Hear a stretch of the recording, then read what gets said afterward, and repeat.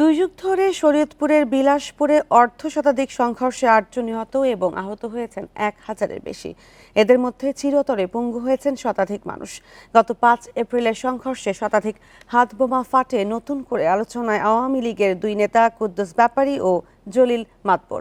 Police বলছে জড়িতদের গ্রেপ্তারের পাশাপাশি বোমা সংগ্রহ উৎস খুঁজে বের করা হবে। বান্ডেল থাকলে প্রতি সেনমানিতে টাকা বাঁচবে।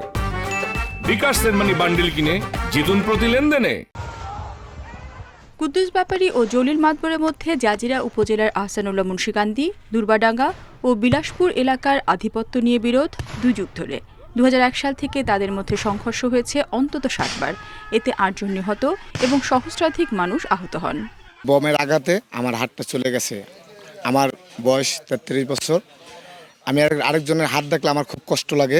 এই বিষয়গুলো প্রশাসন যদি সমাধান করে এমন মনে হয়ে যায়, কারণ এই দেশে কারা গণ্ডগোল করে এরা প্রশাসন অবশ্যই জানে।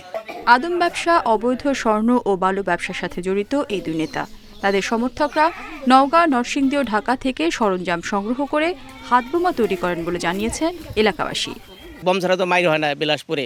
ওনা যদি বম লাগে ৫০০ ব্যবহার করে, আমাকে তো ১০০টা লাগে।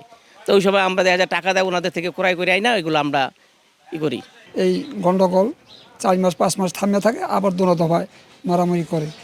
এই কারণে আমাকে ছোটো ছোটো পোলাপান নাইনাতকুলা স্কুল লেখাপড়া যাইতে না, রোডে করে বম পড়ে আতঙ্ক হয়ে যায়। ৫ আগস্টের পর বৈষম্য বিরোধী ছাত্র আন্দোলনে হত্যা মামলায় গ্রেপ্তার হন জলিল মাতবর। অন্যদিকে গত ৫ এপ্রিল সংঘর্ষের পর ঢাকা থেকে গ্রেপ্তার হন কুদ্দুস ব্যাপারী। পুলিশ বলছে দলীয় ছত্রছায়ায় বেপরোয়া হয়ে ওঠেন তারা। এই এলাকার বিষয়টা একটু ভিন্ন মাত্রায়, যে এখানে ককটেলের বিস্ফোরণ ঘটে। এই ব্যাপারে আমরা তথ্য সংগ্রহ করতেছি। যারা মূল অপরাধী তারা তো পলিটিক্যাল গভর্নমেন্টের সাথে কোনো জড়িত, তারা তো পদ হোল্ড করে, তারা ওই সময়ে তারা কর্মতার অপব্যবহার করেছে। শরীয়তপুর, ঢাকা সহ বিভিন্ন থানায় কুদ্দুস ব্যাপারীর বিরুদ্ধে ৪৭টি ও জলিল মাতবরের বিরুদ্ধে ৫০টি বিস্ফোরক, মানব পাচার সহ বিভিন্ন মামলা রয়েছে। Independent news.